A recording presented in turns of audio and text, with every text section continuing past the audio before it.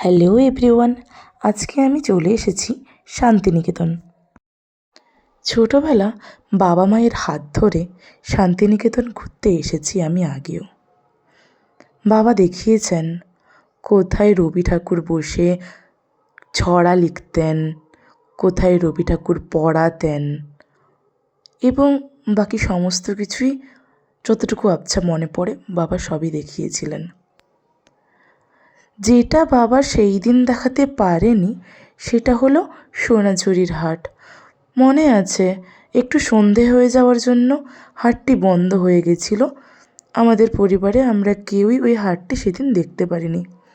তাই যখন আজকে পাশাপাশি ঘুরতে এসেইছি তখন ভাবলাম একবার শান্তিনিকেতনটা ঘুরে আসা যাক। সোনাঝুরির হাট তো দেখা এখনও বাকি আছে। যত বড় হয়ে চলেছি ততই আমার মাটির গান, বাউল গানের প্রতি ভালোবাসা বেড়ে উঠেছে।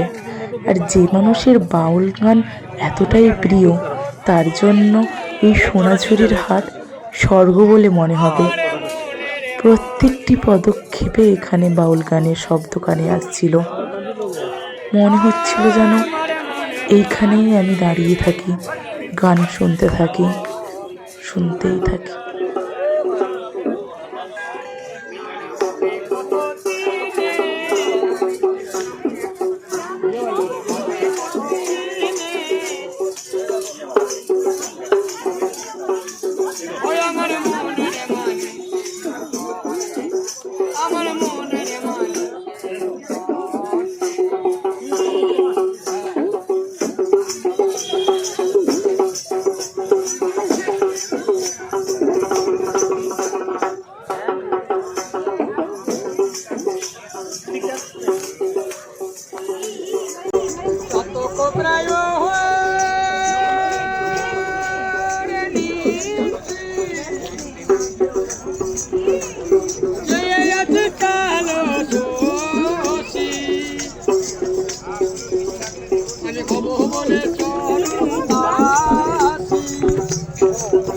আমি হব বলে চরণ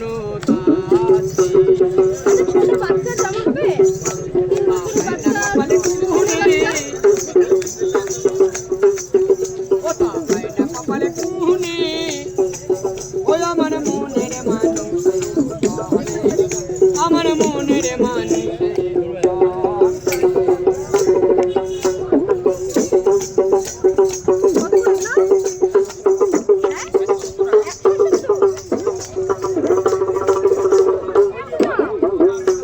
বিশাল হাটটি, এই প্রান্ত থেকে এই প্রান্ত, মানে চারিদিকে যেদিকে তাকাই হস্তশিল্পের কাজ। হাটের মাঝে আমপোড়ার শরবত বিক্রি হচ্ছে দেখে ওটা খেলাম।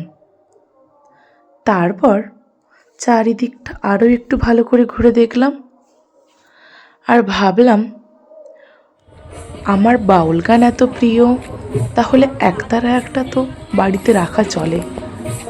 আর একতারা কেনার জন্য এই হাটের থেকে ভালো জায়গা আর কী বা হতে পারে। তাছাড়া ছোটোবেলা থেকেই বাড়িতে আমাদের গান বাজনার চর্চা একটু আধটু আছে। একতারাটা নিয়ে গেলে বাড়িতে যত্নই হবে, অযত্নে রাখবো না, এই ভেবে একটা একতারা কিনলাম। পাশে এই শকুন্তলা রিসর্টটি দেখে ওখানকার মালিককে বললাম একটু ঢোকার ব্যবস্থা করে দিতে, কারণ পাশ থেকেই দেখছিলাম খুব সুন্দর জায়গাটি। আর সত্যি ভেতরে প্রবেশ করার পর জায়গাটি খুবই সুন্দর, চারিদিকে ফুল এবং যে মাটির ঘরের প্রাকৃতিক পরিবেশ ওরা দেওয়ার চেষ্টা করেছে, খুবই ভালো লেগেছিল।